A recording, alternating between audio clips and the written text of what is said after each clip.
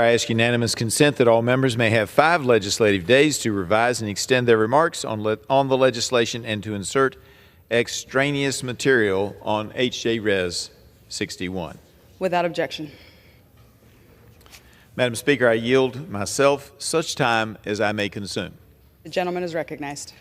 Madam Speaker, today I rise in strong support of my bill, H.J. Res. 61, a resolution providing for congressional disapproval under Chapter 8 of Title 5, United States Code of the rules submitted by the Environmental Protection Agency relating to national emission standards for hazardous air pollutants, rubber tire manufacturing.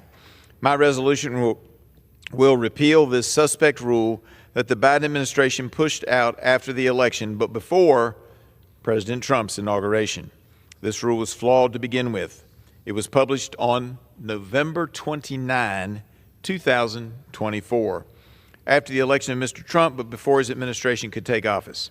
Further, as required by the Clean Air Act, EPA performed a risk and technical review specifically on rubber tire plant emissions as recently as 2020. After the risk and technology review, the EPA concluded that the pollutant thresholds and emission regulations already in place were sufficient and protected public health with a, quote, ample margin of safety, end quote. Now, under the Clean Air Act, this should have been the end of it, as the EPA is only required to review and revise the standards on emissions every 8 years. To make matters worse, the EPA basically said the only way to comply is to buy, with the new regulation, is to buy regenerative thermal oxidizers, which are essentially flares that burn off the smokestack exhaust at the specific tire plants. These devices are expensive and likely will not be able to be installed within the 3-year Clean Air Act deadline. It is my understanding that the tire industry estimates that it will cost about $100 million to get the regenerative thermal oxidizers ordered, fabricated, installed, and then about $20 million more per year to operate the devices. While the cost is across several affected plants, these figures are certainly much higher than the EPA's estimates. I'd also like to note, this rule does not affect most of my constituents. I'm sure some of my constituents drive from eastern Henry County to work at the Danville Goodyear plant located in the district of my neighbor, Congressman John McGuire, and that facility would be affected. I had, in rules, was under the assumption, erroneously, that this might affect my Yokohama tire plant today. And I still submit, Madam Speaker, that it could affect them, because what happens at the EPA, if they do it now on the larger producers of tires, et cetera, at some point they're going to look at doing it at the medium-sized producers. And my Yokohama plant, that employs a lot of people in my district, in my hometown of Salem, Virginia, could be affected long term. But currently, it affects Danville. Now, it's about 16 miles from the edge of my district. But in my area, because it's a rural area, lots of people drive more than 16 or 17 or 18 miles, whatever the number is, to get to a good paying job like these facilities have that make tires for the American market. This rule wouldn't be the first time my constituents have seen an environmental rule from the government inflict economic pain on our rural part of Virginia. Several years ago, an EPA rule ended up closing down a plant in a small town.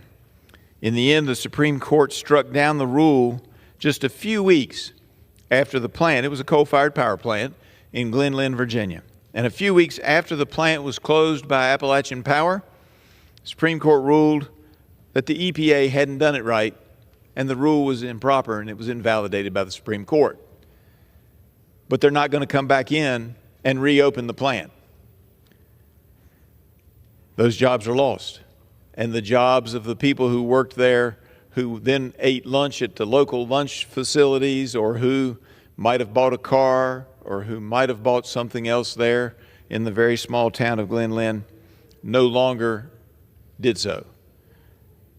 As a result, The people there lost their livelihood, their economic resilience because of erroneous EPA regulation. The EPA's callous disregard for my people's jobs is not forgotten.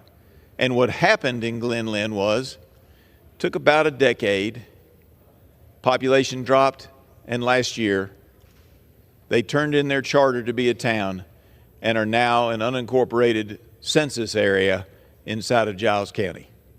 And it all started with an EPA regulation that was misguided and improperly done. I submit, Madam Chair, Madam Speaker, that this regulation is probably not properly done, but that's for the courts to decide. We can fix it, though, here in Congress with this Congressional Review Act. Some on the other side may say, well, if we repeal this regulation, we're letting tire manufacturers get away with unchecked pollution. Madam Speaker, I say, not so. Not so. EPA's national emission standards for hazardous air pollutants would still exist. All major sources would still have to abide by their Clean Air Act, Title V permits, and various other federal and local controls and regulations. Regardless if Congress were to pass this joint resolution, rubber tire manufacturers will still be subjected to pollution regulations, and the EPA can always come back with an updated hazardous air pollutant standard if they can ever get actual data indicating specific and significant pollution. They don't have that now. I would urge all members to join me in voting in favor of H.J. Res. 61 because it is important for people's jobs and for the principle that let's not just do willy-nilly regulations at the end of an administration in order to pursue something that does not have verifiable data indicating specific and significant pollution. With that, Madam Chair, I reserve the remainder of my time.